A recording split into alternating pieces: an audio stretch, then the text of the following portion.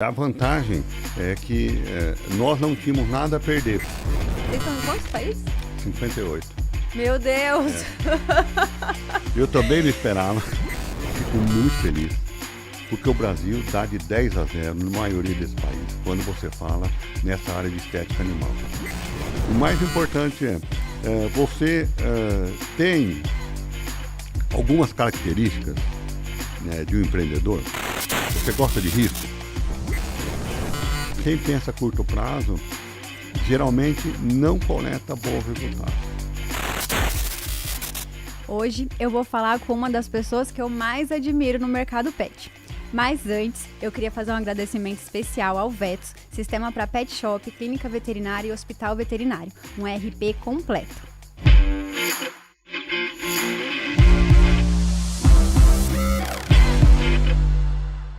Sejam muito bem-vindos e bem-vindas a Degrau Podcast, na nossa série Mercado Pet. Eu sou a Tatiane Begnossi, empreendedora do Mercado Pet há mais de 10 anos e fundadora da Degrau Escola de Negócios. Hoje nós vamos receber aqui o Luciano Fagliari, um farmacêutico, né, que se tornou empreendedor há 37 anos atrás e há 20 anos encontrou o Mercado Pet e vem revolucionando esse mercado e levando o nome do Brasil para fora, para outros países. Seja muito bem-vindo, Luciano. Obrigado, Tatiana. É uma honra, é um prazer estar aqui também. Bom, vamos começar pelo começo, né? Como que começou a sua trajetória, né? Um farmacêutico com essa veia empreendedora. Conta um pouquinho pra gente da onde você veio, né? Como que veio o Luciano pro mercado? Não, falando do começo mesmo, né, eu sou de uma cidade do interior de São Paulo, tá? 450 quilômetros daqui, chama Nova Aliança, uma cidade que tem 5 mil habitantes. E lá comecei, a minha vida começou lá, cursei a escola primária lá, a escola secundária lá, sempre escola pública, e tive a felicidade de entrar na USP, no curso de farmácia industrial, né, e de lá para cá tudo se transformou. Então por isso que eu falo que o estudo ele é a base de tudo, a educação é a base de tudo, eu só acredito nela para transformar um país. Né? E eu acho que nós somos um exemplo disso e temos milhares de exemplos no Brasil. Né? A melhor ferramenta de transformação, de melhoria de um país, né, é a educação. Com certeza. E você escolheu farmácia. Eu, por exemplo, escolhi engenharia química para me tornar empreendedora. Foram 5 anos de estudo.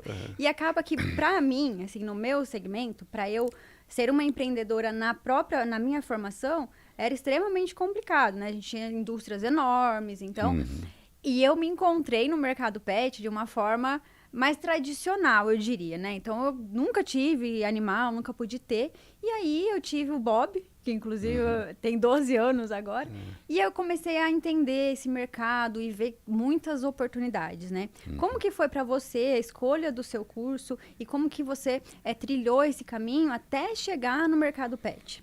Eu entrei na faculdade querendo ser professor, né? Adorava química orgânica, né? E no fim, lá na USP, acabei ficando quase 3 anos mexendo com química orgânica. Tive um grande mestre lá. A Marli também já estava comigo nessa época, em estágios que a gente fazia extração de ativos vegetais, tudo. E depois, no meio do curso, eu resolvi, falei, não, eu acho que eu vou mais para a indústria. Estava envolvido com os laboratórios lá, falei, não, eu acho que eu gosto disso aqui. Aí a gente escolheu o curso de farmácia industrial, saí, fui trabalhar, vim fazer um estágio no Adolfo Lutz aqui em São Paulo.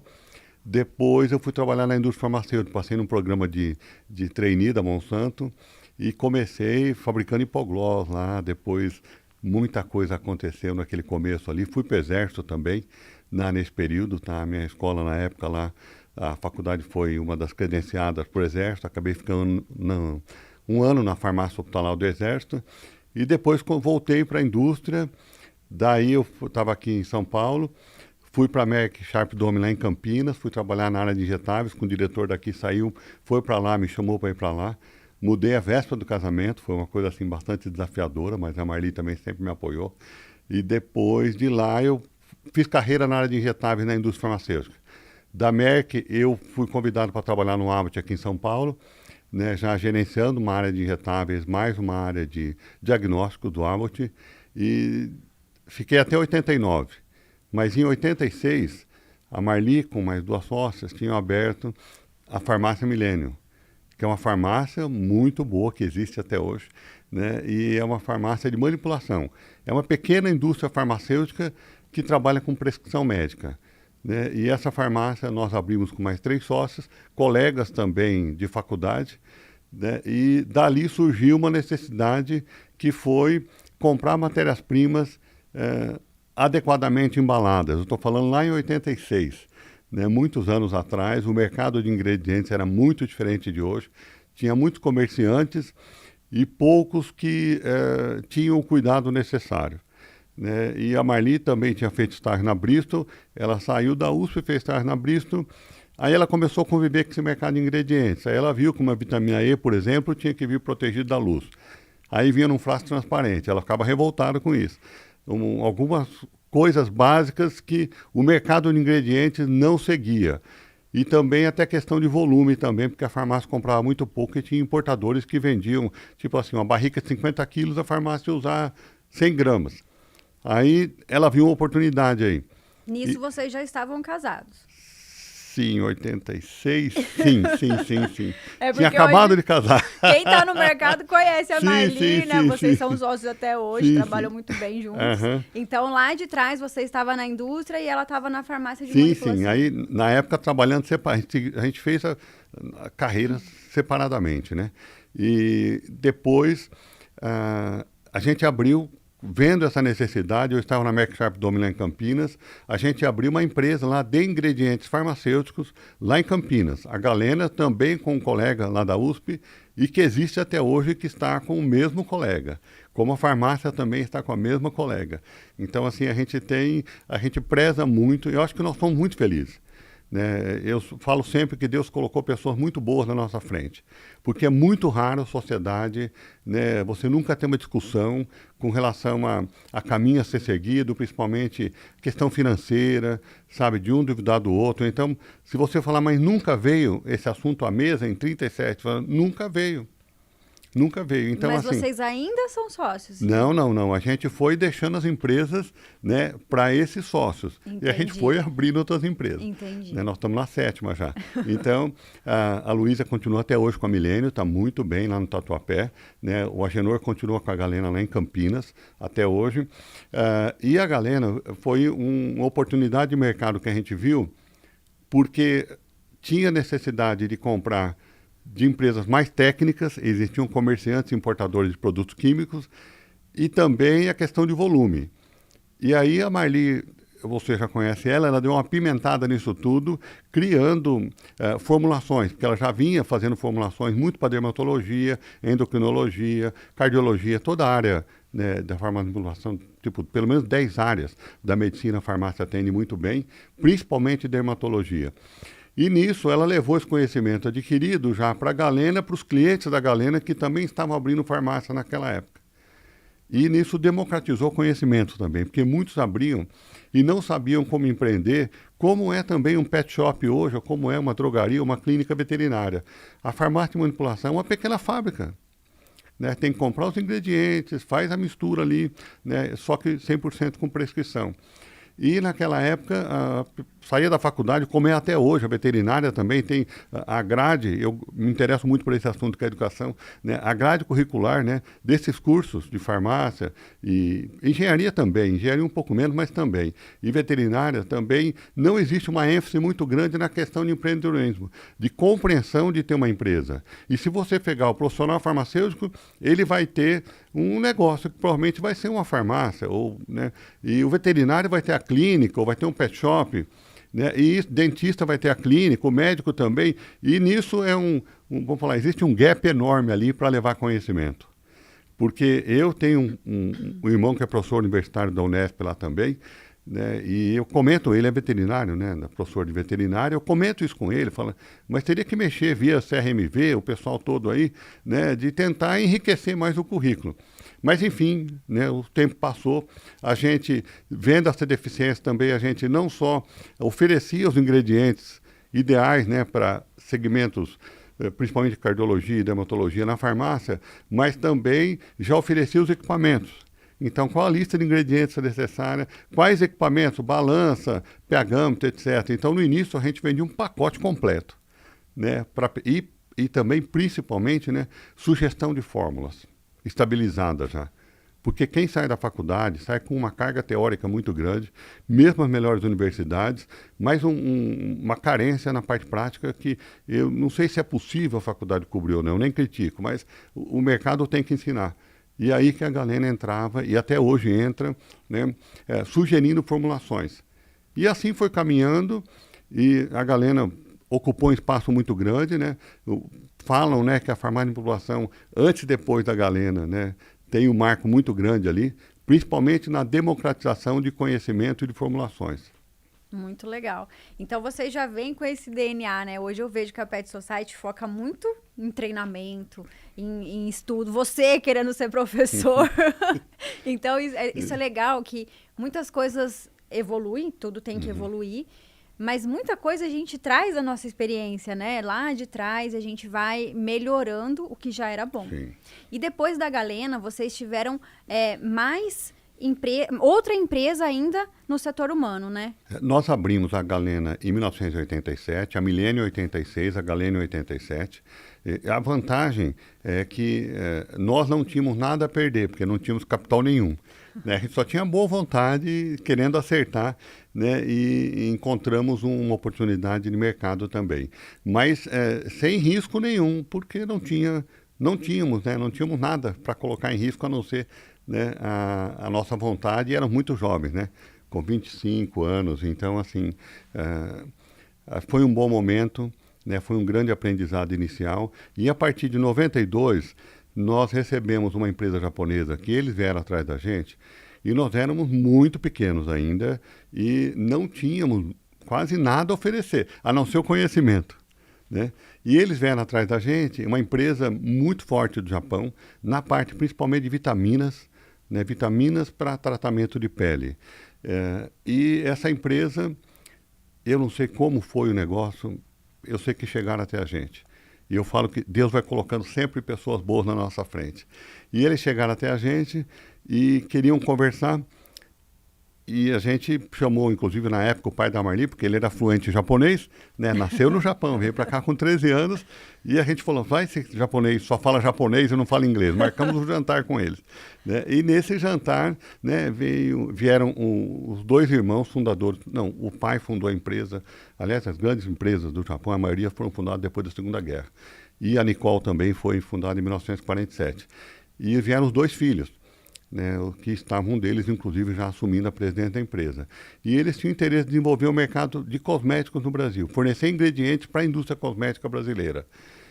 E nós falamos assim, olha, a indústria cosmética a gente conhece, mas não estamos muito próximos, porque o nosso negócio é a área farmacêutica. Eles falaram, a gente quer justamente uma empresa com esse perfil, né, porque os produtos deles também são muito especiais e não são commodities. Então teria que haver um trabalho técnico muito forte. E eles viram que eles aceitaram a gente por nós, mas não pela empresa, porque a empresa era muito pequena ainda. Mas a gente acabou fechando uma parceria, e essa parceria, que já completou 31 anos, continua até hoje. E esses irmãos fizeram a diferença na nossa vida também. Eu falo, os japoneses foram entrando na minha vida. Minha cidade não tinha um japonês. Eu e aí você abriu mais um negócio. Eu conheci a Marli lá em Ribeirão Preto, japonesa, e vim para cá. A primeira empresa que nós começamos também foi do Japão, e depois teve muito japonês no meu caminho ainda, mas sempre pessoas muito boas. E nisso a gente abriu uma empresa, não foi uma empresa na época, foi uma divisão da indústria cosmética, com ingredientes cosméticos. Então, o principal negócio eram ingredientes farmacêuticos, e a gente começou a fornecer ingredientes cosméticos. E nisso, a indústria cosmética naquela época, o que tinha muito era produtos básicos. Então, você tinha, tipo, condicionador Neutrox, shampoo da Bozano, etc. Era muito diferente da indústria cosmética de hoje. A indústria cosmética brasileira, ela se transformou muito. Mas era muito básico. E a gente trabalhava com ativos, então ativos é uma coisa que para a indústria cosmética veio de 20 anos para cá. Então era muito difícil colocar um ingrediente lá de $100 o quilo se todo mundo comprava um surfactante por $2. Mas era o que a gente sabia fazer, né? E era o que também a empresa japonesa tinha. Então nós começamos né, pouco a pouco, né, se aproximar da indústria cosmética e acabamos também dando muita sorte, porque a gente se aproximou bastante também da Natura na época, e a Natura estava começando com a parte de skincare, de tratamento de pele, cremes e tal. Porque a Natura começou e ganhou muito dinheiro com perfumaria, como o Boticário também, os dois, e muitas empresas começam assim, né, se tornaram muito fortes em perfumaria e depois entraram em outras áreas. E quando a Natura estava entrando nessa área, a gente também estava levando ativos para essa área de dermatologia, não dermatologia, não tem isso na cosmética, de tratamento de pele. Né? E tivemos a felicidade de ter um item muito importante, né, chamado ácido hialurônico. O ácido hialurônico até hoje, né, quanto mais se estuda esse ingrediente, mais se descobre que ele é fantástico para a pele. Né? E aí a Natura colocou a linha Cronos na época lá. E ficou por muitos anos, e isso nos ajudou muito, e abrindo portas, e levando mais ingredientes, e até hoje, Natura, Boticário, Johnson, L'Oréal continuam sendo os principais clientes da Cosmotec agora. Né? E essa divisão virou, no ano 2000, Cosmotec. E em 98 nós separamos dos sócios de Campinas. Então eles já estavam na área farmacêutica, que era o principal negócio, e a gente acreditou muito na área cosmética. Nós falamos, não, nós estamos, né, no mercado onde, primeiro que tinham poucos farmacêuticos, e poucos falando em penetração de pele, estudos clínicos, etc. Nós falamos, olha, tem muita gente aqui vendendo o feijão com arroz. E a gente está entrando no momento que a indústria cosmética está sofisticando as formulações, está enriquecendo as formulações, e a gente está fazendo diferente. E a gente acreditou nisso. Nós, na época, essa área cosmética faturava 20% e a farmacêutica 80%.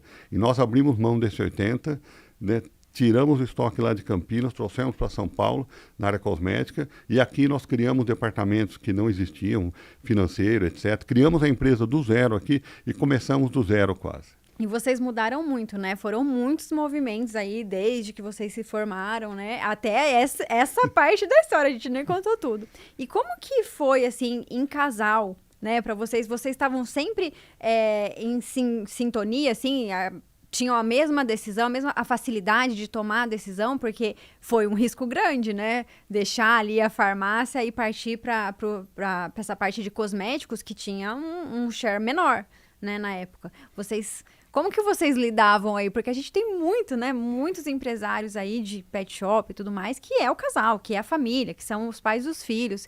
E nem sempre a gente concorda com tudo, né? Como que é pra vocês? Como foi, né? E como é? Eu sou uma pessoa de muita sorte, né? A Marli, ela é uma empreendedora nata e também inconformada, como eu também, no sentido de ajudar a transformar, né? Como a gente contribuiu com a farmácia de manipulação, contribuímos muito com a indústria cosmética, e a Cosmotec continua até hoje muito forte, né? E também no mercado pet. Então, se você perguntar para a Marli quanto tem no banco ou quanto ela ganha, ela não está preocupada com isso. E eu te falo que, sinceramente, um dos motivos do nosso sucesso foi assim, pouco importa quanto tem na conta bancária da empresa, é da empresa. E se a empresa for bem, nós estamos bem.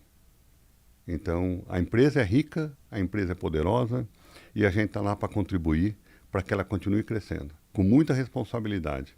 E eu acho que foi esse o segredo. Agora, a questão de casal, nós acabamos de voltar numa viagem agora da Indonésia, 20 dias em Indonésia, Austrália e Nova Zelândia. Todos os nossos distribuidores nesses 3 países são famílias. Na Indonésia são 2 irmãos, na Austrália e Nova Zelândia, nos 2 casos são casais. E se você pegar na Itália, assim, se você pegar nos Estados Unidos, a maioria das empresas americanas são familiares também, nesse mercado de distribuição e no varejo mais ainda. Né? Tirando os grandes, como aqui no Brasil e em outros países, mas tirando os grandes, 80% são empresas familiares. E ali no nosso caso particularmente, vem primeiro onde a gente tem uma coisa muito clara, que é o respeito pelo outro. É o respeito, até pelas nossas limitações, né? Porque nós somos muito limitados, nós não somos... o ser humano perfeito não nasceu ainda. Né? Então você tem 2 opções, você pode criticar as pessoas, E não estou falando de casal, eu estou falando de convivência humana. Simplesmente só ficar vendo defeitos, né? E às vezes muitas vezes você tem razão, ou você pode, vamos falar assim, olhar o lado bom do outro, ter muita paciência um com o outro e ajudar o outro a se desenvolver também. A gente preferiu esse outro lado, né? Porque é muito diferente quando você escolhe esses caminhos, e na própria Bíblia fala, né, que é livre-arbítrio. O ser humano vai escolhendo as decisões da vida dele, né, e nessas decisões ele vai assumindo as consequências, né? Eu falo muito para o pessoal que começa com a gente lá também, falo, olha, primeiro, né, nós temos que ter respeito. E não tem que se achar demais. Quem se acha demais, não precisa trabalhar com a gente. Você é muito importante, vai para a concorrência. Não fique com a gente, porque vai ter dificuldade em relacionamento, principalmente numa empresa com uma cultura muito forte como a nossa.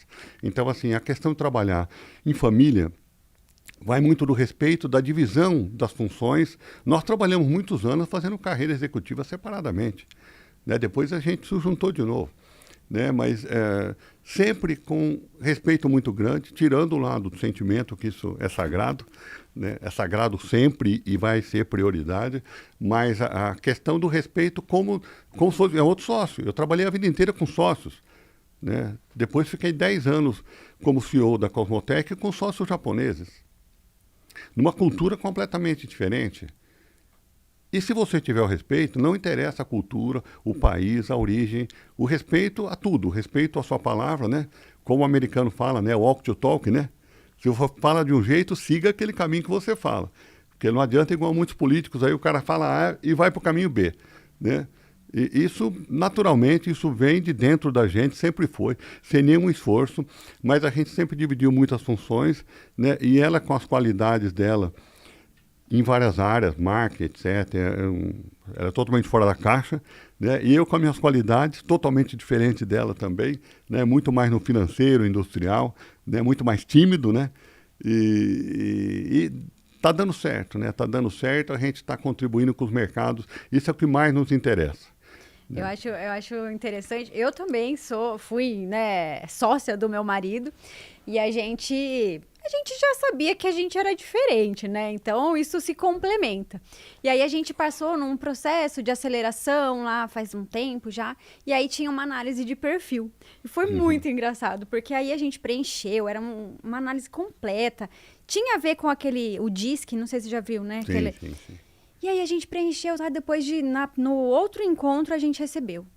Eu era completamente de um lado e ele do outro. A gente junto formava o círculo inteiro, sabe? E foi engraçado e foi legal porque que sorte, né? Você estar com uma pessoa, talvez, né? A gente atrai, eu acredito muito nisso. Você fala muito de sorte, né? Eu tenho muita sorte. Sua sorte é porque você tá emanando isso e você tá atraindo isso. Porque você é bom, porque você tem respeito por todo mundo. Então, sorte, eu acho que é sobre isso, né? Sobre o que a gente tá fazendo com a nossa vida e o que a gente tá atraindo. Então, quando acontece alguma coisa de ruim, assim, sabe? Eu paro e penso, o que eu fiz para atrair isso? Eu preciso mudar alguma coisa. Então, não é que eu fico me culpando de uma forma negativa, assim, pesada, não. Mas é numa forma assim, o que eu posso fazer para melhorar? Para começar a atrair coisas melhores, né? E que sorte eu ter atraído uma pessoa para viver, passar a vida inteira, compartilhar a vida, que é completamente que é complementar, né? E eu vejo isso em vocês também. Vocês são muito diferentes, né? Inclusive a Marli é muito mais assim de marketing, né? E você tá aqui agora. Você tá superando uma barreira. E eu agradeço por você ter vindo, porque é a palavra, né? Então, você não poderia ter vindo. Você poderia simplesmente ter ligado, falado, não vou poder ir, mas você tá aqui. Então, acho que esses pequenos gestos é que vão atraindo coisas boas pra gente, né? Mas voltando aqui na sua história, então, você ainda tem a Cosmotec? Não, a Cosmotec nós vendemos há 10 anos atrás. Que Caramba. também a gente foi procurado por uma empresa japonesa, né, gigante, né, um dos maiores grupos. Mais uma sorte. Um dos maiores grupos econômicos do Japão. E naquela época, se não me engano, acho que foi a Natura que indicou. E eles estavam querendo expandir. É uma empresa, chama Sumitomo. É uma empresa que, das 13 empresas listadas na Bolsa, 23 empresas listadas na Bolsa de Estoque, é 14% do PIB do Japão. É um monstro, né? Não tem nos Estados Unidos, em outros países esse tipo de empresa. Mas lá tem Mitsubishi, Sumitomo, tem 4 ou 5 gigantes lá. E tem uma divisão, tem uma empresa trade, que é a Sumitomo Corporation, essa que é que eu continuo lá ainda no conselho, mas ela investe em várias empresas. Então, hoje está com 950 empresas em 102 países e resolveram, há uns 15 anos atrás, investir na área de cosméticos.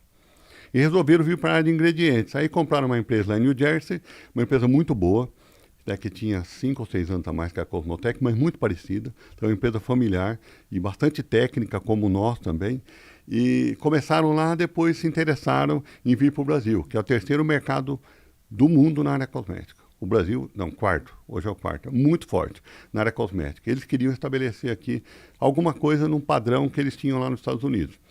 Aí vieram conversar com a gente e tal, a gente não foi atrás, não tinha interesse em Cosmotec indo muito bem também, mas aí a Pet Society já estava indo muito bem e com uma vantagem, a Cosmotec é uma distribuidora, né, de matérias-primas, então ela representava aqui, representa até hoje, empresas de 20 empresas de 15, 16 países, né, empresas muito boas de produtos de altíssima qualidade para a indústria cosmética brasileira. E a gente sempre trabalhou com o seguinte slogan: trazer tecnologia para a indústria cosmética brasileira. E nós ficamos fazendo isso durante 30 anos. E isso chamou a atenção deles, porque era um trabalho muito diferenciado, né? E a gente ocupou um espaço muito em uma linha muito especial de ativos, que era uma barreira mais difícil, uma barreira maior de entrada ali, né? Não é a venda de commodity daquilo que faz espuma em shampoo, né? Ou a base de um creme. Era uma coisa muito mais, e é uma coisa muito mais complicada. E aí eles se interessaram, a gente continuou conversando em 2011 e tal, 2 anos, indo para Tóquio várias vezes. No fim, a gente sentiu muita confiança neles, no projeto deles, porque era uma aquisição estratégica, né? E nós falamos, não, nós vamos ajudar também, né? Nós vamos participar. E aí também a gente ia tirar esse peso das costas, né? Que comandar uma empresa não é fácil. É um fardo muito grande, mesmo indo bem. Indo bem também tem um estresse muito grande. Nós falamos assim, a Pet Society, ela é uma estrela no mercado, uma estrela jovem, né? Não é um baby, mas era uma adolescente já. Então nós falamos assim, estrategicamente, a gente prefere investir nas nossas marcas, né? Investir toda a nossa energia, todo o nosso tempo nas nossas marcas. Mas você pulou uma parte importante, você ainda não contou como começou a Pet Society. Ah, sim, não, isso não. a gente vai querer saber. A gente já vai falar. Mas, de qualquer maneira, assim, tendo esse paralelo já, né, a Pet indo muito bem, a gente foi conversando. Em 2013, a gente fechou a negociação da venda da Cosmotec para a Sumitomo, né? E era para mim ficar 2 anos, e depois os japoneses, a gente deu muito bem, e a gente se dá muito bem. Fica mais 4 anos. E um dia, numa conversa lá em Tóquio, eu falei, olha, quando eu completar 60 anos, eu paro. Porque eu tenho que ajudar a Marli também na Pet Society. Aí, não, beleza, em japonês, eles cumprem tudo que eles falam. Aí chegou em 2011, 2021, falou, então tá, então a partir do ano que vem, né, você sai, encerra. Aí era para encerrar mesmo, e no fim, praticamente encerrou. Mas aí assinei um contrato direto com a Sumitomo, não mais com a Cosmotec, né, como advisor, né? E estou até hoje, né, tanto no board da Cosmotec, e o Leandro, como presidente, está fazendo um bom trabalho lá, e como também outros assuntos, inclusive na área pet, né? A Sumitomo tem uma empresa americana muito forte na área pet, a Heart Corporation, né, há muitos anos já, e tem outros negócios aí que eu acabo contribuindo. Eu gosto de participar de alguma forma ou de outra, né? Legal, sempre então contribuindo. Você rodou paralelo um tempo, né? O mercado humano aí e o mercado pet. Mas eu quero saber como começou, como que vocês tiveram essa ideia de ir para esse mercado de animais, né? Animais de estimação. A gente fez uma tentativa em 2000, 23 anos atrás, abrir uma empresa que chamava Cosmovet. Não existia Pet naquela época, era Cosmotec, vamos colocar Cosmovet. Aí abrimos essa empresa e a ideia era começar nessa área Pet, porque a gente já tinha também animais, tinha Pet, a gente sempre adorou essa área. E nós falamos, vamos começar essa área. E meu irmão também era professor da Unesp lá, eu sempre admirava ele muito, sempre foi meu grande ídolo. E aí eu peguei e falei com a Marli, vamos começar? Vamos. E era uma empresa para representar empresas internacionais no Brasil também. Como a Cosmotec já fazia, o nosso forte era comércio exterior, né? A gente se fortaleceu nisso daí. Aí nós fomos numa feira de veterinária em Birmingham, na Inglaterra, e conseguimos lá 3 representações, porque isso a gente sabia fazer. Né, vender o Brasil, né, vender os mercados que a gente atuava, falar, vamos trazer empresa para pagar. Pegamos 3 empresas, aliás, uma está no Brasil já há mais de 15 anos, muito bem, na época não estava, e depois a gente viu que, quando a gente foi ver a questão do mapa lá, era muito complicado. E a gente explicou a situação, falou, nós estamos saindo fora agora, porque a legislação do mapa também era muito mais complicada, e medicamentos, tudo. Aí nós falamos, não, vamos dar um tempo. Aí nós demos um tempo, depois a Marli fala que ela atuava em várias, ela tinha no comando dela vários departamentos da Cosmotec, mas principalmente comercial, marketing, pesquisa e inovação, mas ela foi criando bons filhotes lá, bons filhos e filhas, que foram assumindo gerência, direção, e ela ficou muito sem o que fazer. E aí é terrível, a Marli sem o que fazer é terrível, né? Ela ficou inconformada, falou, não dá. Ela falou, vamos... E a gente sempre muito forte, levando formulação para a indústria cosmética. Aí nós falamos assim, bom, na época, e a gente com muito contrato de confidencialidade com as grandes indústrias, nós falamos assim, não, a gente não vai atuar na indústria cosmética, né, de produto acabado, né, fornecendo ingredientes, e a gente tinha acesso a um monte de projetos de produtos que iam ser lançados depois de 2, 3 anos. Né, nós não nos sentimos confortáveis. Aí falou, bom, então a gente pode atuar na área de cosmética pet, que não tinha também, 20 anos atrás, não tinha quase nada. Aí em 2003, né, nós começamos o projeto, né, depois de uma feira de ingredientes que nós voltamos de Paris lá, a Marli estava inconformada, falou, não, nós temos que fazer mais alguma coisa. Ele falou, então vamos fazer. Aí, em 2004, abril, o ano que vem completa 20 anos, né, nós abrimos a Pet Society e foi assim, a gente abriu com muito assim, nós vamos fazer alguma coisa de primeira qualidade aqui. E não era, na época, o shampoo para cachorro, porque a gente não sabia fazer isso. Né? Nós pegamos tudo que a gente sabia da cosmética humana e continuamos fazendo e a gente faz até hoje. Até hoje a gente só usa matérias-primas de grau humano. A gente sabe que no mercado tem de tudo, né? Tem vários graus de matérias-primas, tem grau técnico que o mesmo ingrediente custa metade do preço. Né? E é assim, paciência. Usa em household, que é limpeza de piso, usa para limpeza de carro, usa para domicílio sanitário, usa para tudo. Mas dá para usar para pet também. Né? Mas a gente não aconselha, como farmacêutico, a gente não aconselha.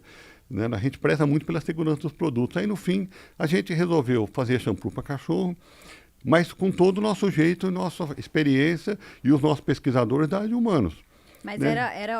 eram os produtos de gôndola ou já era produto para profissional, banho e tosa? Que vocês começaram lá atrás? Nossa, acho que foi só de gôndola, mas os profissionais começaram a comprar na época. E eram produtos muito ricos, assim. As formulações eram muito ricas porque a gente não sabia fazer coisa diferente. Né? A gente não sabia fazer coisa diferente, não sabia mesmo. Você tem várias competências. Quem é competente, por exemplo, em fazer produto commodity e simples, você pegar, por exemplo, um detergente IP. Ninguém do mundo consegue concorrer com a Química Amparo, porque eles são muito competentes nisso. A gente não tem essa competência. A gente tem a competência de criar fórmulas, estabilizar fórmulas com 20, 30 componentes e fórmulas muito seguras. Mas elas não conseguem ser fórmulas simples, porque a gente nunca conseguiu fazer também. Então a gente acabou sendo bem aceito por onde a gente passou nesses mercados, sempre tentando forçar a inovação de uma forma ou de outra. E é o que nos move até hoje. Mas você diria que, com tudo isso que você está explicando, eu posso resumir que são produtos mais complexos e mais caros, então é o que vocês conseguem focar, e não aquele baratinho que é volume, volume, volume. Então a estratégia de vocês é qualidade, qualidade, qualidade. Mas isso? A coisa é mais complexa. Quando a gente começou, na época, a Cosmotec era uma das poucas distribuidoras no mercado de cosmético para a indústria cosmética humana que tinha equipes de pesquisa e desenvolvimento. Porque a boa parte dos nossos concorrentes, até porque eram comerciantes, eles tinham um estoque de 50, 100 matérias-primas e vendiam para a indústria cosmética. E a indústria cosmética que se virava lá, tinha algum técnico, um químico lá que fazia as fórmulas. A gente fez sempre o contrário, desde que a gente entrou na área cosmética. A gente já veio fazendo formulação, desde a Millennium lá.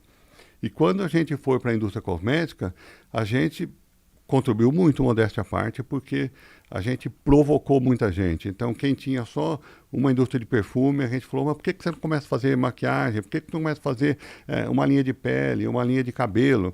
E o outro tinha só maquiagem, nós falamos, por que você não faz uma linha de tratamento de pele? E aí a gente foi provocando com base no nosso conhecimento em formulações.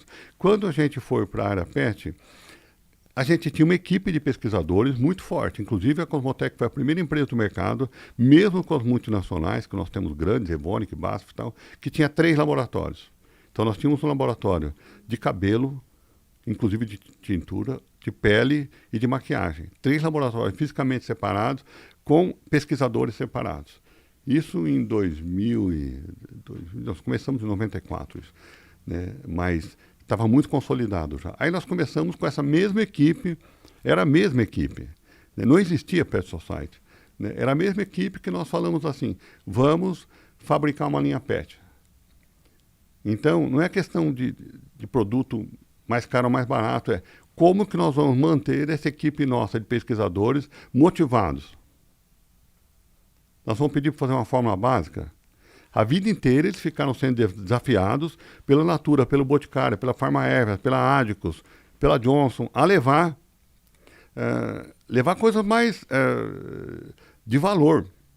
Não é de valor monetário, mas de valor assim, de inovação, de tendências. Eles sempre foram muito exigidos pelos clientes. Aí a gente começa numa área veterinária e simplesmente fala, vamos fazer um shampoo para cachorro. Que na cabeça de muitos era uma coisa simples, porque não tem nada a ver com humano. Então pode ser qualquer produto, nós nunca pensamos assim. Aliás, a gente nunca fez shampoo para cachorro. Essa é a grande verdade. Depois de 20 anos, a gente não conseguiu, né, no conceito simplório, né, de fazer uma coisa para cachorro, porque ela é de menor qualidade ou de menor valor do que para humanos. Então, desde o primeiro dia, para nós nunca teve nenhuma diferença entre o pet e o humano, sinceramente falando, e até hoje nós não mudamos nada. Beleza, então vocês já começaram, a Pet Society já começou com essa parte de shampoo, né, olhando para banho e tal, mas esse mercado de banho e tosa, de centro de estética animal, eu vejo assim que ele tem um glamour, né, ele tem toda agora uma comunidade, groomers ensinando, como que era lá atrás quando vocês começaram, né, e a evolução desse mercado até hoje? Como que você vê isso? Quais são as principais diferenças? Olha, eu tive a oportunidade de conhecer mais de 20 países, o mercado pet em mais de 20 países, visitando pet shop nos últimos 20 anos. E fico muito feliz, porque o Brasil dá de 10-0 na maioria desses países, quando você fala nessa área de estética animal. A maioria que não conhece pode até duvidar, falar, mas será que ele está querendo agradar? Não estou querendo agradar nada. Né? A gente sabe, e o que nós estamos fazendo aqui no Brasil, nós estamos fazendo em vários países, no sentido de provocar essa mudança e valorizar cada vez mais essa área de estética animal. Porque quando nós começamos era completamente diferente. E houve uma revolução aí, porque hoje, e uma coisa importante, os fornecedores, eles são em qualquer segmento de mercado, pode ser no automobilístico, pode ser na área farmacêutica, pode ser na área alimentícia, os fornecedores exercem um papel muito importante. Porque se até a Trapac não tivesse desenvolvido a embalagem estéreo para leite, não teria leite em caixinha até hoje. E se não tivesse desenvolvido a latinha de alumínio para cerveja, a mesma coisa. Então, assim, e ingredientes, a indústria cosmética ela não produz nenhum ingrediente. Ela depende 100% dos fornecedores de embalagem de ingrediente, de fragrância. Nenhuma indústria cosmética humana fabrica perfume. Desculpa, fabrica fragrância. Os fornecedores de fragrância que levam até a indústria os ingredientes para fazer um perfume. E nessa área de pet, aconteceu a mesma coisa. Os fornecedores de equipamentos para banho e tosa, até de loja, de equipamentos, de móveis para lojas, mas na área de produtos para banho e tosa, houve uma revolução. né, de fornecimento, e a gente fica feliz de ter participado dessa revolução, de ter contribuído. Mas, em termos da estética animal, do salão de beleza, vamos falar assim, pet, que é cada vez mais bem cuidado, né, está se transformando num salão de estética e cuidado. Isso é uma coisa que não tem mais volta, né, vai ser estética, cuidado e saúde, tudo junto. Né, e todo mundo vai ter mais responsabilidade. Mas a gente já atuava muito pela Cosmotec, atendendo indústrias que se dedicavam só ao salão de beleza. Então, na indústria cosmética, como é um mercado bem mais maduro e muito grande, né, totalmente diferente, o ser humano toma banho todo dia, né, e tem muito mais seres humanos que cachorros. Né, e o cachorro toma banho uma vez por semana, tá, uma vez cada 15 dias. O mercado, os volumes, as toneladas, são tudo diferente. Né? E é muito mais segmentado porque é um mercado mais maduro. Então, nós temos várias indústrias cosméticas muito boas no Brasil, dedicadas só a produzir produtos para salão de beleza. Ela não tem nada para gôndola, não tem nada de maquiagem, não tem nada de perfumaria. E a gente, um grupo de clientes da Cosmotec era esse grupo aí. Então a gente já vivia as ansiedades e os anseios, né, as necessidades dessas indústrias para levar o melhor para os salões de beleza humano. Então a gente teve uma certa facilidade pela nossa experiência. Né? E o que a gente sentiu foi, o groomer hoje ele é muito mais valorizado. Então aquele banhista simplório, sem nenhuma formação, e isso tudo também teve uma participação muito grande de processos educacionais aí nessa área, né? Porque a formação, né, do groomer normalmente é uma formação mais simples, que a maioria não tem nível superior e busca uma oportunidade aí. E a gente gosta muito disso, né, de gerar oportunidade e provocar. Nós falamos, não, aí tem um grande espaço, nós temos que valorizar esses profissionais.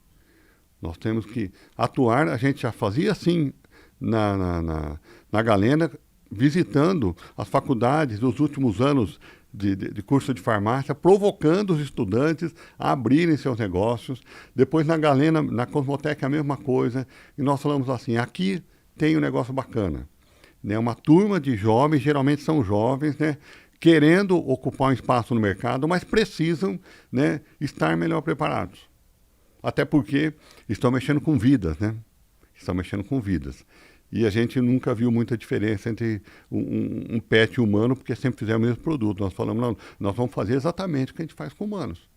Não tem que ter nenhuma depreciação ou nenhuma inferioridade no tratamento.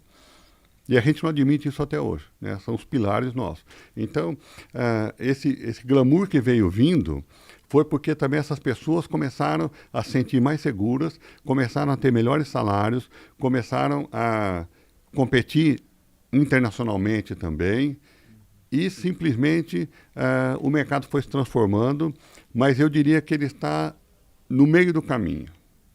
Está no meio do caminho. O groomer tem que ser mais valorizado, mas ele também, falando genericamente, né, ele também precisa, vamos falar assim, avançar muito na parte de conhecimento, cada vez mais profundo. Então, o conhecimento também, ele é, vamos falar assim, gradativo, né? Então, ninguém tem que se achar melhor que o outro, ninguém tem que se achar estrela, tem que buscar conhecimento sempre. Né? E esse mercado, ele está num caminho, eu diria assim, olhando, e eu falo isso com muito orgulho, porque eu dei muita sorte também nesse sentido de mercados. Porque eu atuei na área farmacêutica, uma área maravilhosa, o cosmético humano é uma área maravilhosa, e a área pet é apaixonante.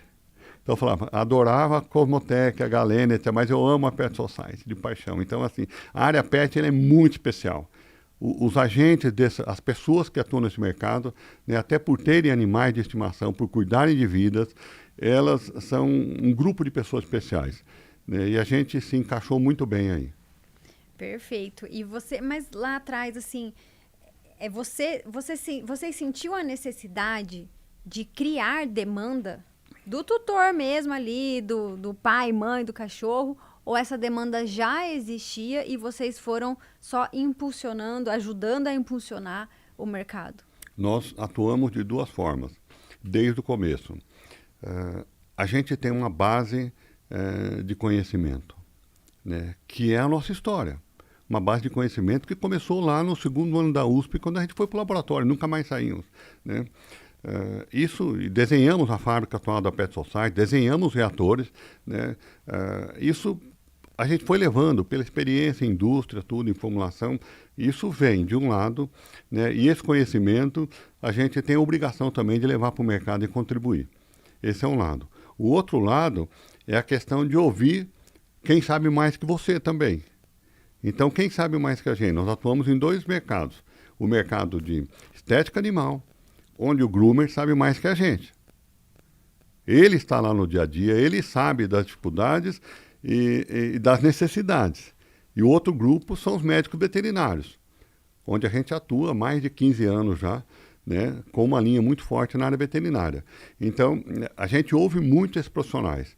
E especificamente na questão de estética animal, antes de abrir a Pet Society, né, a Marli já levava a nossa Poodle, né, lá na Bicho Sem Grilo, do shopping lá na Franco, e o William Galhardi, na época, trabalhava lá. Estava começando, tinha acho que 18 anos, estava trabalhando lá. E a Marli foi e viu ele trabalhando e falou assim, e o cachorro tem muito nó, porque ela já pensou no cabelo, já. Ah, tem, mas será que não dá para criar um negócio assim? No dia seguinte, a Marli levou uma loção lá para desembaraçar nós, com base em todo o conhecimento da estrutura de cabelo, etc., que é mais complexa que a estrutura de um pelo, né? E simplesmente ele falou, nunca vi nada parecido. Aí nós falamos assim, interessante. A gente pode colaborar com esse mercado também, com o conhecimento que a gente tem. Aí a gente foi cada vez mais se aproximando dos groomers e conversando muito com groomers bastante sêniors, né, bastante conhecedores da profissão, conhecedores de produtos, né, não só do mercado brasileiro, né, e aí eles foram quase que sendo um comitê científico para a gente. Então, de um lado, o nosso conhecimento em formulação, e do outro lado, ouvindo, né, os groomers e um time de 15, 20 que são muito bons, né, alguns do exterior, outros do Brasil, onde também a gente pergunta sobre as necessidades, né, sobre as demandas, a gente vê tendências no mundo inteiro, mas eu diria assim, os groomers e os veterinários nos ajudam e a gente ajuda com a outra parte no nosso conhecimento de formulação. Perfeito. Eu admiro, assim, eu comecei até esse podcast falando que você, né, vocês, a Pet Society, você, Marli, são uma das pessoas, talvez as pessoas que eu mais admiro no mercado, não só pelo que vocês estão fazendo. Primeiro eu conheci a Pet Society antes de vocês, então eu já sei o que o produto faz, já conheço tudo sobre vocês, né? Eu tive o meu negócio, era um e-commerce, e eu trabalhava muito bem a Pet Society, então mostra que não são produtos apenas de serviço, né, profissional, mas os produtos também de gôndola também são muito bons e vendem muito bem. Então eu já conhecia vocês, mas depois que eu comecei a conhecer o seu time e ver, né, a paixão que eles têm por aquilo, é uma paixão de dono, assim, né? É um negócio que corre ali na veia. E quando eu conheci vocês, eu entendi tudo isso, né? Tudo que vocês estão construindo, essa paixão, essa cultura da empresa, né? Esse negócio que você fala que de não estar conformado, de estar sempre buscando, né, ser melhor e trazendo coisas boas aqui. Mas agora, vocês estão levando o nome do Brasil para fora. Então, assim, agora tá mais do que evidente, né? Vocês foram citados aqui em outros episódios como uma empresa, uma das primeiras empresas que ganhou prêmio, né, no exterior e tudo mais. Então, em que momento que vocês começaram a falar, vamos expandir para fora, vamos levar o nome aqui, um nome brasileiro, né, o nome daqui do Brasil, um produto brasileiro, para fora do Brasil. E como que está sendo essa jornada, né, essa trajetória? Queria falar um pouquinho dessa parte, né, de internacionalização. Olha, nasceu desde o primeiro dia, né, da empresa, né, há 19 anos atrás, porque a gente já fazia isso muito antes da Pet Society. Então, o nosso negócio era buscar, não tem nada de ativos cosméticos produzidos no Brasil, tá? Só para você saber. E nem farmacêuticos. A indústria farmacêutica brasileira depende 100% da Índia e da China. Principalmente da Índia, que começou. A Índia ela é incrível, né, o que aconteceu com o mercado farmacêutico, que abastece o mundo inteiro hoje, são os indianos, né, e também os chineses. Mas a gente já buscava lá fora, não na Índia e na China, mas principalmente na Alemanha, porque o berço da química é a Alemanha, né, não são os Estados Unidos, né, e o berço da perfumaria é a França. Então, a Europa é muito forte e o italiano o italiano é muito artista e muito criativo também. Então, a gente tinha, né, uns relacionamentos já muito antigos e o nosso negócio era visitar feiras internacionais, pensar ali novidades para completar um portfólio para chegar na indústria cosmética e oferecer uma coisa realmente de valor. E nisso a gente participava de feiras de ingredientes, mas também de matérias-primas. Desculpa, de produto acabado. Então tem uma feira que é a principal do mundo, que é a Cosmoprof, que acontece em Bolonha, na Itália, já há 50 anos. E a gente, antes de começar com a Pet Society, a gente já frequentava, né, e via como as empresas de cosmético, né, produto acabado, se comportavam lá. As grandes multinacionais estavam lá, L'Oréal, todo mundo. Mas também empresas brasileiras ficavam no pavilhão brasileiro ali, né, com o apoio da Apex, da Bipec, que é a entidade, né, empresarial da indústria cosmética, e a gente sempre visitando nossos clientes, né, eles estavam lá em 10, 12 estandes, e nisso a gente foi vendo também como eles se comportavam. E como deveria fazer a coisa, na época lá, o Dr. Miguel do Boticário estava lá no cantinho dele, ainda ele lá com a esposa, a Cecília, depois o próprio Seara também com a Natura, né? Hoje eles estão, né, no Olimpo ali, mas eles começaram também, né, participando assim. E nisso a gente vendo esses bons exemplos, a gente via também coisas que não poderiam acontecer, tipo assim, chegava numa feira internacional com um catálogo em português, né? A chance de sucesso é muito pequena. Então a gente trouxe isso. Quando a gente abriu a Pet Society em 2004, em 2005 a gente foi expor numa feira muito grande, que é a Global Pet Expo em Orlando, nos Estados Unidos. Né? É a principal feira de negócio. Tem a Super Zoo também em Las Vegas, mas ela tem um estilo diferente. Mas é uma grande feira de negócio aí no B2B. E nós fomos lá já com tudo em inglês. Né? E em espanhol também na época. Isso foi um ano depois de abrir empresa. Não é normal isso. Não é normal, mas o principal foi que a gente considerou que, assim, visitando um pouco depois o mercado pet, nos primeiros anos ali da empresa, o mercado pet lá fora, a gente falou, olha, não tem grande coisa aqui. Não tem grande coisa. Para nossa surpresa. É diferente da cosmética humana. Né? É diferente porque você pegar uma Estée Lauder, uma Shiseido, uma L'Oréal, são empresas incríveis em termos de tecnologia. E na área de higiene e estética, não existia, há 20 anos atrás, uma grande marca mundial. E aquilo me chamou a atenção, porque eu gosto muito dessa questão de marcas aí, né? Eu falei, não existe uma grande marca, existe de pet food, né? Várias marcas fortes, né? Da Europa e Estados Unidos. Existe também de medicamentos, né? A maioria eram braços, né? Da indústria humana, Pfizer, etc., Behring e tal. Mas empresas muito boas, empresas, né, grandes marcas mundiais. E não existia nada de estética animal. Falei, interessante, né? Não tem uma empresa. E eu te falo, depois de 19 anos, continua não tendo uma grande marca e a Hydra está ocupando essa marca agora. Está ocupando esse espaço. Interessante, porque é muito tempo. E eu fui acompanhando a história de 5 ou 6 empresas americanas, mas tinha uma outra lá, uma italiana, mais uma outra japonesa e uma outra alemã. Acompanhando a história deles para ver se eles cresciam. Não cresceram. Não cresceram. Inclusive, dessas 5 americanas, 2 se fundiram lá com outra, que é um fundo e virou produto prateleira. Então, assim, é interessante isso, porque é raro você não ter uma grande marca mundial. Se você pegar alimentos, você tem a Nestlé, né? Você vai em farmacêutica, tem a Bayer, tem Johnson, etc. E nessa área não tinha. Nos chamou a atenção isso. Nós falamos, bom, e a gente já atuava em comércio exterior e atuando com vários países, nós falamos, peraí, a gente começa aqui pelos Estados Unidos, mas se a gente fizer o negócio direitinho, se a gente fizer boas fórmulas, nós temos chance de ocupar um espaço em outros países, com as mesmas fórmulas de alta qualidade, porque o cliente lá ele vai gostar, vamos falar, ele vai aceitar.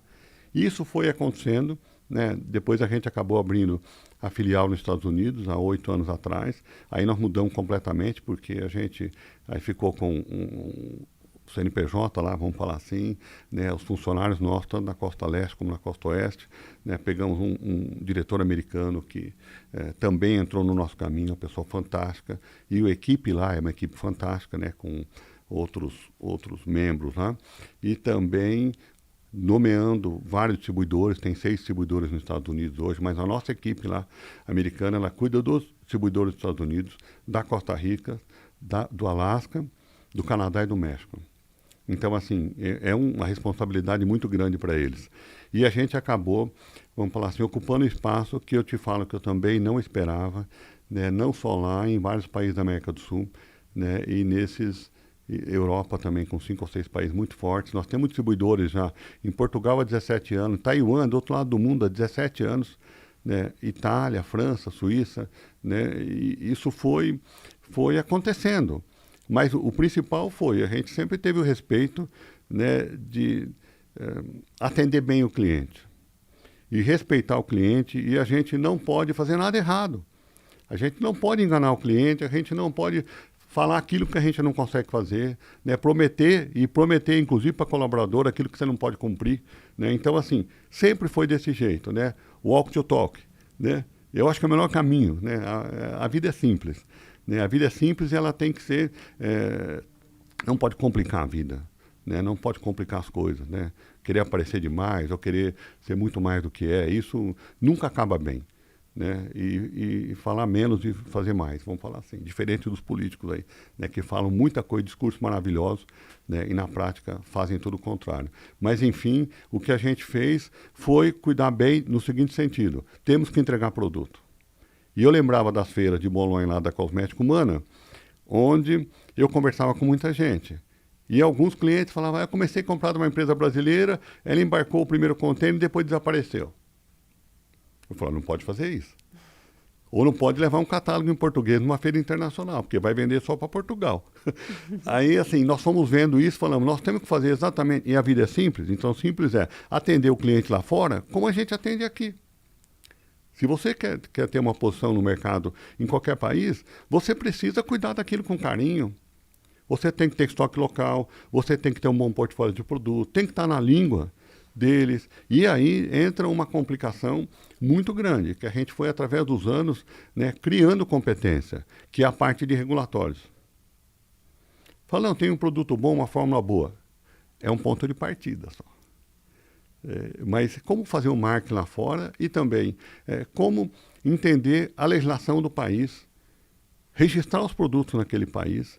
E cada país trata o segmento pet de uma forma. Tanto na parte pet food, tanto na parte de medicamentos e de higiene também. São tratamentos que você vai na Colômbia uma coisa, você vai na Suíça outra coisa, você vai na Nova Zelândia é outra coisa. Então, assim, e como criar uma equipe e criar competência, eu diria assim, criar competência através das pessoas, né? Mas como criar competência para atuar? Então, a gente falou, não vamos considerar a divisão internacional um improviso. Contrata um gerente de exportação, manda ele visitar umas feiras, vê se vende. Isso não é estratégia. Né? Nós falamos, não vai ser assim que nós vamos fazer. Nós vamos fazer exatamente como a gente faz aqui no Brasil. Aí, simplesmente, nós criamos uma equipe de exportação, equipe comercial dedicada, e hoje tem gente técnica dentro dessa equipe para dar bom treinamento técnico, dar bom suporte ao distribuidor, e nós temos uma equipe de regulatório internacional. E essa equipe tem que entender de tudo. A gente tem alguns parceiros, né, na França, nos Estados Unidos, na parte regulatória, que nos ajudam. Mas boa parte é o nosso pessoal aqui estudando legislação lá de fora. E de vários países. Então, às vezes, um ingrediente numa fórmula que tem 25 componentes, esse ingrediente não é aceito no outro país. E o produto é maravilhoso. Então, assim, essa área é complexa, mas se você cuida com carinho, você tem que ter humildade de ir aprendendo e criando competência e criando, né, formando times competentes, né, é possível. E por que nós não podemos ter uma empresa forte e respeitada sendo brasileira? Nós já temos vários exemplos aqui. A WEG, né, em motores, e a gente vai na Natura, que tem uma história fantástica de internacionalização, então JBS, então o Brasil tem Gerdau, então tem... E por que não pode ter nessa área nossa? né? Nós não temos que ter, vamos falar assim, essa visão de que aqui é o terceiro mundo, né, de que aqui nós não temos tecnologia ou capacidade para criar produtos e que o destino do Brasil é exportar commodities. Eu não acredito nisso. E nós temos que fazer o contrário disso. O Brasil tem que ser visto lá fora cada vez mais como um país que tem produtos de qualidade, e não só a Embraer. Né? Tem que ter mais coisa. Eu quero participar disso, né? Contribuir da melhor maneira. Perfeito. É isso aí que enche a gente de orgulho, né? O brasileiro, quando a gente vai para fora, às vezes a gente não é tão bem visto assim, como você falou, né? Alguns já, porque não entregou e tal. Então, dá muito orgulho saber que alguém está fazendo um trabalho bem feito. Vocês estão em quantos países? 58. Meu Deus! Eu também não esperava. Meu Deus, parabéns! As coisas foram acontecendo, né? Foram acontecendo e só na área de veterinária, né? Softcare está em 14 países já também. Não é na área de estética. A área veterinária está indo muito bem também em vários países. Né? Mas sempre, eu diria que é tratando com carinho, né? As marcas, tratando as pessoas, né? Cuidando tudo com responsabilidade, né? É simples. Até parece ser com você falando, mas acho que não é bem assim, não. Mas se você perguntar o que tem, se você olhar a história das empresas, né, eu acompanho muito, né, a história das empresas no geral, né, no mundo todo, né, de vários segmentos. Eu gosto de estudar, quero estudar. Estou fazendo curso até de inteligência artificial com legal. 61 anos. Quero continuar estudando até o último dia da minha vida, né? A gente cada vez mais vai ficando limitado, né? Porque o volume de conhecimento no mercado hoje é muito maior do que 50 anos atrás. Então, se a pessoa se acha muito importante, ela pode tirar o cavalo da chuva, que daqui 3, 4 anos ela está desatualizada. Né? A hora que ela se acha demais é onde ela começa a cair. Né? Então, a gente tem que ter humildade e continuar aprendendo sempre. E sempre foi assim, e isso é motivador. Nós temos que ter propósitos também, né? Eu acho que tem que ter propósito, porque se a pessoa for só por dinheiro, não existe empresa de grande porte. Não existiria.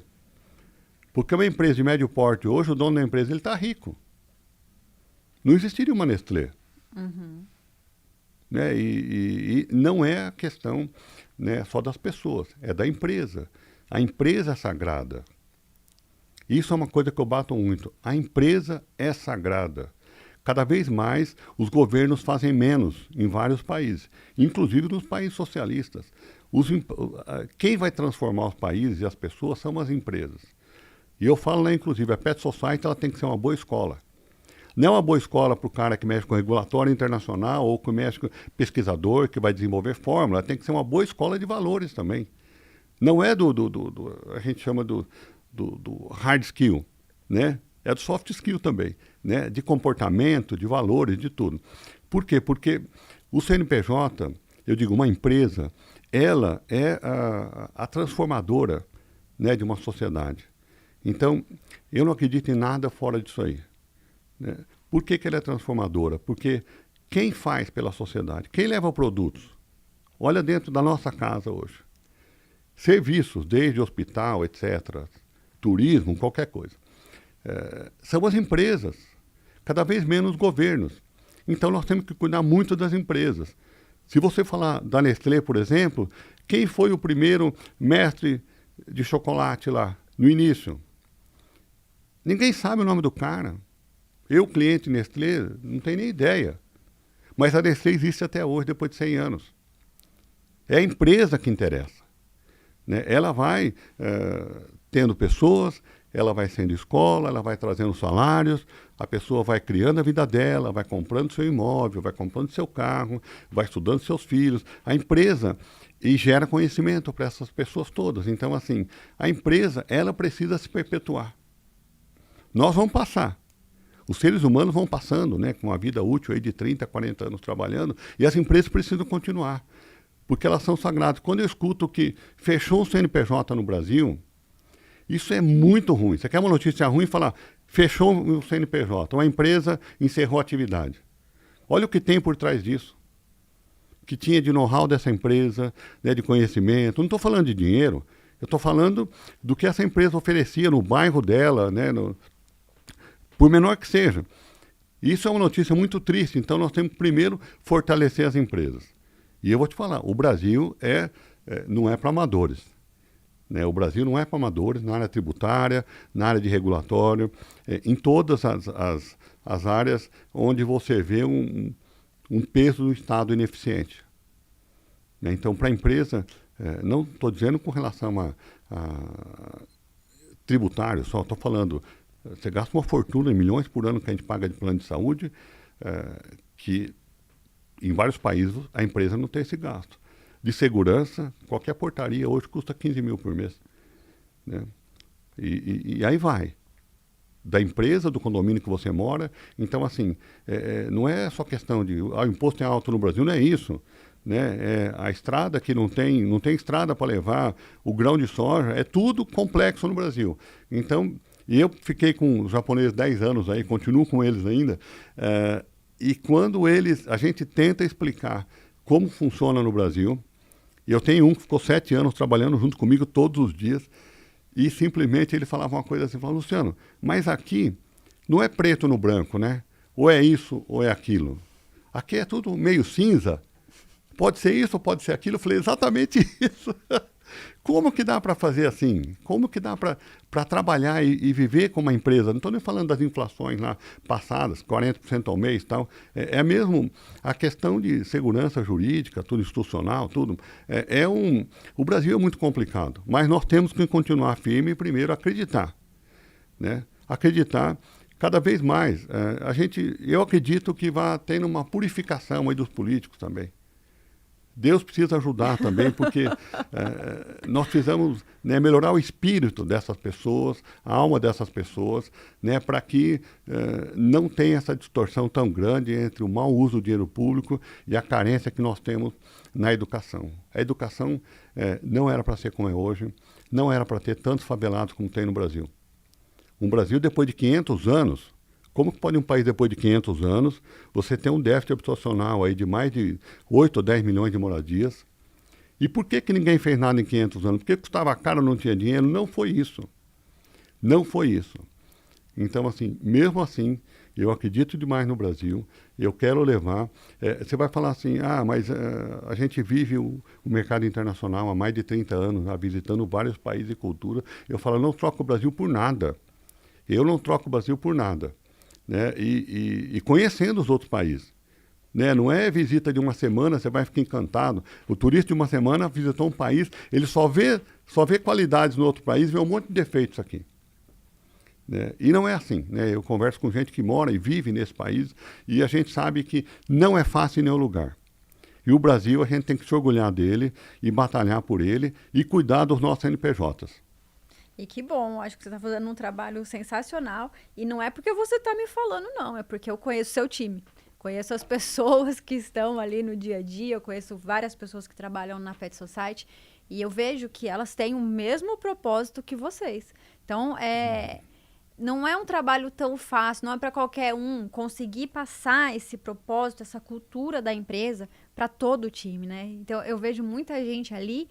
As pessoas que eu conheço, né, que tem esse sentimento de dono, que tem esse sentimento de fazer acontecer, né, de ser melhor a cada dia. Então, parabéns pela trajetória. Obrigado. Não só por estar em 58, você falou? 58 países, mas também por estar construindo, né, essa cultura aqui no Brasil. Obrigada por ter ficado aqui. Eu não sei se eu teria ficado no seu lugar. Não vamos sair nunca, não vamos sair. Que bom. Mas vamos falar agora sobre as suas últimas dicas aí para quem está entrando nesse mercado ou para quem já está nele, né? E pensa em expandir, em evoluir. Porque, assim, quem está aqui ouvindo com certeza já está um passo à frente, né? De muito empreendedor que está lá atrás do balcão e achando que o mundinho dele é só aquele. Então, quem está aqui quer evoluir, eu tenho certeza. Quais são as suas dicas finais? Bom, tem os dois lados. Primeiro, a questão do mercado pet. Segundo, de empreender numa empresa.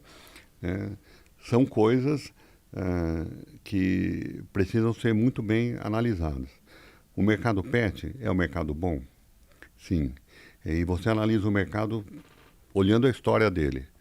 Né? O faturamento, por exemplo, normalmente em bilhões. Né? O mercado nos últimos 20 anos. Como ele era 20 anos atrás, como ele é hoje, isso fala por ele.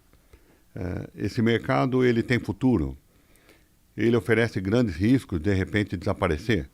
E tem vários mercados que estão desaparecendo, vários produtos e categorias que estão desaparecendo. O mercado pet não é assim. O mercado pet tem uma linda história de evolução, né, de peso no PIB brasileiro, cada vez mais forte, né, um setor cada vez mais importante para a sociedade brasileira. Houve uma transformação muito grande nos últimos 20 anos. Né? A importância do pet, né, de forma correta, né, está sendo cada vez mais valorizado. Né? E isso mostra que é um mercado muito bom. Então, vale a pena investir nesse mercado. E a gente tem no mercado vários agentes, tem desde uma indústria, um atacadista, um varejista, etc. Toda a área de serviço, que é um mercado enorme no mercado pet. Então, assim, tem muitas oportunidades. Segundo, a questão de empreender, né, numa empresa. Então, você vai ter um CNPJ ligado no seu CPF. Essa é uma experiência muito, vamos falar assim, com muita emoção, essa jornada de ter um CNPJ ligado no seu CPF. Ele vai ficar ali por muitos anos e mesmo que você venda a empresa, você vai ficar ainda vai ter que ter um cuidado especial aí. O mais importante você tem algumas características, né, de um empreendedor. Você gosta de riscos? A gente arriscou a vida inteira. A gente foi deixando empresas para trás. A Milênio, a Galena, a Cosmotec. É o que você falou, correndo riscos. Né? E estando no mercado, uma empresa viva é uma empresa que ela tem vários lados também. Né? Ela tem muitas coisas boas no seu dia a dia, muitos desafios. Né?